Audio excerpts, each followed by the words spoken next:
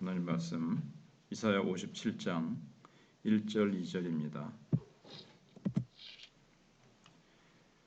의인이 죽을지라도 마음에 두는 자가 없고 진실한 이들이 거두어감을 당할지라도 깨닫는 자가 없도다. 의인들은 악한 자들 앞에서 불리어 가도다. 그들은 평안에 들어갔나니 바른 길로 가는 자들은 그들의 침상에서 편히 쉬리라. 므낫세 왕에 대한 얘기입니다. 이스라엘이 멸망하기 전에, 유다 백성이 멸망하기 전에 이제 우상 숭배의 죄가 많이 있었는데 1절 2절에 나오는 대로 이제 의인들의 죽음이 많이 있었습니다. 왜냐하면 유다 왕 가운데 므낫세 왕이 의로운 사람들을 많이 죽였습니다. 그들은 모두 왕이 예루살렘에 우상을 끌어들이는 것을 반대하던 사람들이었습니다. 그래서 1절에 있는 대로 의인이 죽을지라도 마음에 두는 자가 없고 이렇게 되어 있습니다. 진실한 이들이 거두어담을 당한다, 이런 내용이 있죠. 그리고 2절에도 의인들은 악한 자들 앞서 불려가도다 그랬는데 므낫세의 우상 숭배 정책에 반대한 사람들인데 아마 그들 중에 대부분이 제사장들이 아니었겠나, 이렇게 이제 우리가 추측해 볼 수가 있습니다. 왜냐하면 하나님을 두려워하는 제사장들이 이방 제단을 성전 안에 세우는 것을 찬성할 리가 없었을 겁니다. 근데 므낫세는 예루살렘에 우상을 끌어들이는 것은 이제 전혀 이유가 없는 것은 아니었어요. 자기 나름대로는 이유가 있었죠. 유다가 이렇게 작고 힘이 없는 이유는 정치적으로 너무 고립되어 있었기 때문이라고 판단을 했습니다. 그래서 다른 나라와 문물 교류를 활발하게 하고 정치적으로 동맹 관계를 맺으면 훨씬 더 나라가 힘있고 부강할 수 있다, 커질 수 있다, 이렇게 이제 생각을 하고, 한편으로는 오직 여호와 하나님 한 분만 우리가 모시고 신앙적으로 우리가 너무 편협하고 여호와 하나님 한 분만 모시니까 이게 지금 나라가 발전이 없는 거다. 우리는 우물안 개구리처럼 그렇게 되어 있다. 이렇게 판단을 한 겁니다. 그래서 므낫세는 유다가 정치적으로나 문화적으로 고립된 것이 이 여호와 신앙, 이것만 붙들고 있어서 그렇다라고 판단을 했습니다. 신앙 자체가 너무 폐쇄적이니까 다른 여호와 외에는 다른 모든 신들은 안 된다. 이러니까 다른 나라와 문화적으로 교류가 안 된다.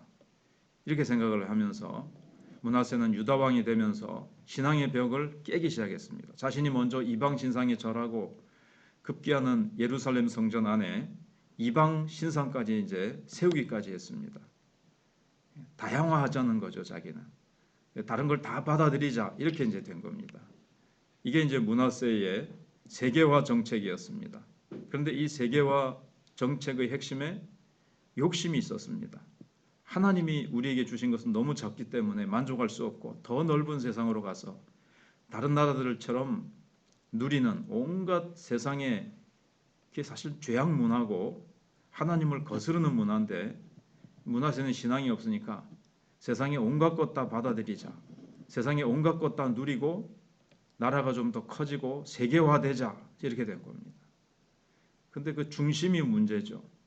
하나님 중심으로 되어 있던 모든 질서를 자기 중심으로, 인간 중심으로, 세상 중심으로 이제 옮길 필요가 있다고 판단을 해서 우상을 끌어들이고, 우상을 반대하는 자들은 왕의 명령으로 반역자라고 처단을 하고 대거 살육을 자행한 겁니다. 그래서 예루살렘의 신실한 하나님의 종들은 므낫세 왕 때 거의 죽었다고 이제 생각을 하면 좋습니다. 이런 상황에서 이제 더욱 놀라운 것은 예루살렘 사람들의 태도였어요. 이런 의인들이 죽고 우상 숭배를 반대하고 여호와 신앙만을 붙잡자고 하는 자들이 막 엄청나게 살육을 당하는데도 여기 1절 2절에 보시면 마음에 두지 않는 거예요. 온 백성들도 므낫세가 하는 일이 옳다고 이제 그렇게 인정을 했다는 거죠. 우리는 하나님, 여호와 하나님 신앙에만 너무 속박돼서 나라의 발전이 없었구나. 그래, 그걸 반대하는 사람들은 좀 없어져야 된다. 이렇게 생각을 한 거예요. 이 신앙을 답답한 고리에 자기네들이 묶여 있어서 아무것도 할 수 없고 그래서 나라가 발전이 안 되고 이렇게 쪼글아들고 못 살게 됐다라고 그렇게 생각을 한 겁니다. 자기네들이 신앙적으로 살지 않아서 하나님의 축복을 받지 않은 건 생각을 안 하고 잘못 판단한 거죠. 그래서 하나님께서는 먼저 므낫세로부터 죽음을 당한 신실한 하나님의 종들이 근데 오늘 본문에 보시면 잘 죽은 것이라고 말씀하십니다. 사실은 순교인데 왜냐하면 이들이 죽고 나서는 정말 끔찍하고 무서운 재앙이 나라의 안팎으로 이제 불어닥칠 것이기 때문에 그렇습니다. 그 무서운 재앙, 하나님이 내리시는 이 심판과 징벌은 너무너무나도 끔찍하기 때문에 오히려 먼저 부름을 받아서 주님 앞에 가서 평안히 쉬는 것이 오히려 더 잘 된 것이라는 거죠. 하나님 그렇게 이제 말씀하시는 겁니다.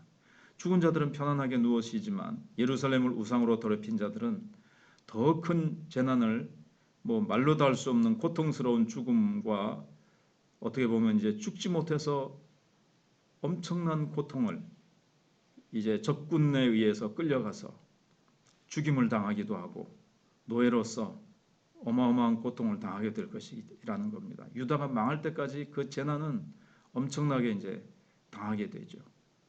끊임없는 기근, 질병, 전쟁으로 시달리게 되고 예루살렘의 멸망과 함께 모든 것이 비참하게 망하게 되는 겁니다. 여기서 이제 우리가 생각할 게 유다 지도자들이 이스라엘의 뿌리를 알지 못했다는 겁니다. 이스라엘은 다른 나라와 다릅니다. 하나님 말씀을 지키는 한에서는 서만 존재할 수가 있습니다. 하나님 말씀을 지킨다는 것은 우상을 따라가지 않는 것을 말합니다. 만약 우상을 섬기면 이스라엘은 살 수가 없고 저주받게 되어 있습니다. 이스라엘은 아무리 고립되고 가난하고 어려워진다 할지라도 우상을 섬기지 않고 여호와 하나님만 섬기면 망하지 않습니다. 이 정도만 해도 어딥니까? 근데 유다 사람들은 하나님이 주신 것으로 만족하지 못하고 더 잘 살려고 여호와의 종교를 버린 겁니다. 자기 생각으로는 하나님의 도움 없이도 잘 살 수 있을 것 같지만 결코 그렇지 않았습니다. 하나님을 버린 그 순간부터 사람들의 마음속에 나라에 평안이 없고 완전히 멸망하는 그 순간까지 재앙의 연속이었습니다. 애굽의 바로가 하나님 말씀을 대적하다가 10가지 재앙 다 당한 후에 망했던 것처럼 유다도 재앙이라는 재앙은 다 당하고 결국은 비참하게 망했습니다. 그래서 오늘 하나님의 우리 백성되고 자녀된 우리가 기억해야 될 것은 우리의 길은 세상 사람들이 가는 길과 다르다는 겁니다. 우리에게는 다른 길이 있습니다. 다른 사람보다 좀 우리가 세상적인 기준에서 처지거나 좀 늦는 것은 큰 문제가 되지 않습니다. 사람들이 볼 때 참 고립돼 보이고 외길을 가는 것 같고 융통성이 없어 보이는 것 같은 것은 괜찮습니다. 하나님 백성은 끝까지 하나님 한 분만 붙들면 살 수 있고 하나님의 때가 되면 부흥할 수 있습니다. 므낫세처럼 지도자가 하나님 말씀을 거역할 때 백성들이 또 어떻게 해야 되는가? 므낫세는 자기를 반대하는 수많은 사람들을 반역죄라는 죄명으로 죽였거든요. 이때 지도자의 말을 따라야 됩니까? 안 따라야 됩니까? 그 말을 따르는 것이 충성이 아니라 하나님께 불충성하는 거죠. 므낫세의 우상 숭배하라는 명령에 거역하는 것이 하나님께 충성하는 거죠. 그래서 우리는 하나님의 말씀에 반대되는 것을 정부가 명령하고 그런 법을 시행할 때는 우리는 거기에 맞서서 불충성해야 됩니다. 그를 거역하는 것이 이 오늘 본문에 나오는 의인들처럼 죽임을 당할지라도 우리는 하나님 앞에 끝까지 우상 숭배의 죄에 찬송할 수가 없고 우리는 국가나 정부의 이 잘못된 법에 대해서 우리는 이렇게 무관심하거나 또는 그 법에 우리가 찬성을 하거나 이렇게 되면 거기에 따라가면 우리는 하나님 앞에 불충성한다는 것을 기억해야 되겠습니다.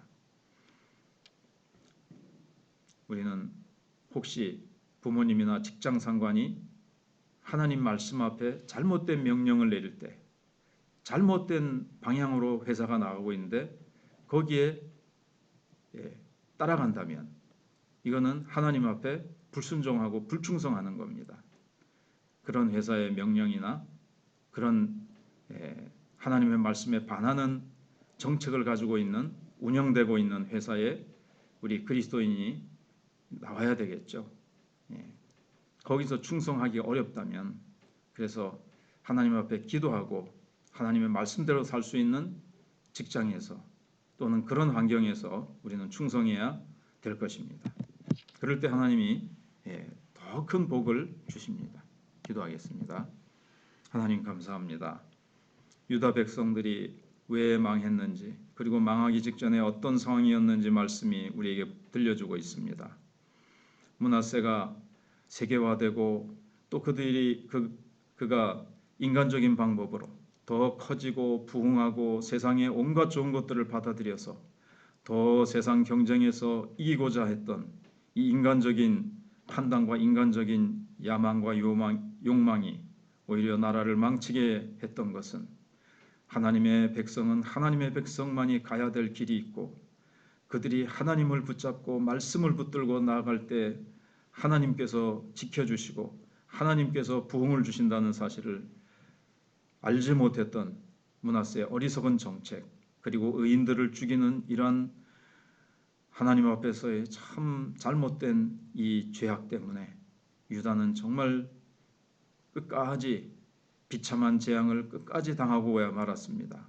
하나님, 저희들에게도 우리는 세상에서 세상 사람들처럼 더 많이 가지고 더 높은 자리에 올라가고 더 편안하고 더 사람들에게 자랑할 수 있는 것들, 또 세상적인 물질의 부유함을 누리려고 온갖 세상적인 방법을 쓰는 어리석은 자가 되지 않게 해주시고, 우리가 왜 거듭났으며 우리를 왜 새로운 피조물로 만드셨으며 왜 우리를 세상의 빛과 소금으로 세우셨는가를 깨닫고, 우리는 세상적으로 물질적으로 뒤지거나 그들처럼 어깨를 함께 하지 않아도 하나님, 우리는 우리로의 충성하는 방법이 있습니다. 말씀대로 살고 하나님의 영광을 드러내며 우리는 기도하며 하나님의 말씀에 순종하여 하나님이 기뻐하시는 사람들로 살아갈 때 하나님이 우리를 지키시며 하나님께서 우리의 성을 지키시며 하나님께서 이 나라 이 민족을 새롭게 하실 것입니다. 지켜주실 것입니다. 안보도 외교 정책의 궁극적인 뿌리가 있는 것이 아니라 하나님이 우리를 지켜주셔야 되고, 하나님께서 저 북한 정권도 하나님이 다스리시고 하나님이 정리해 주셔야 될 줄로 믿습니다.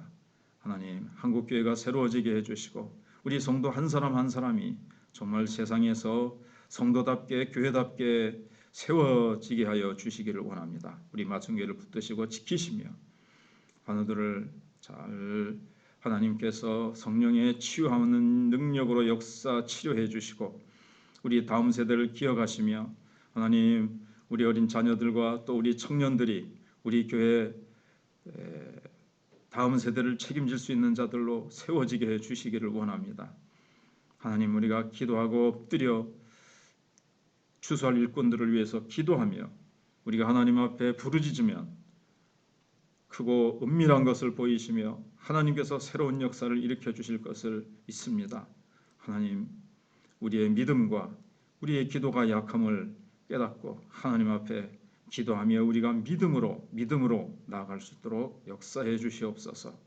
10월 30일 있을 성례식에도 함께하여 주시고 주님의 살과 피를 우리가 떼면서 먹으면서 예수 그리스도로 더욱 더 충만해지게 해 주시기를 원합니다.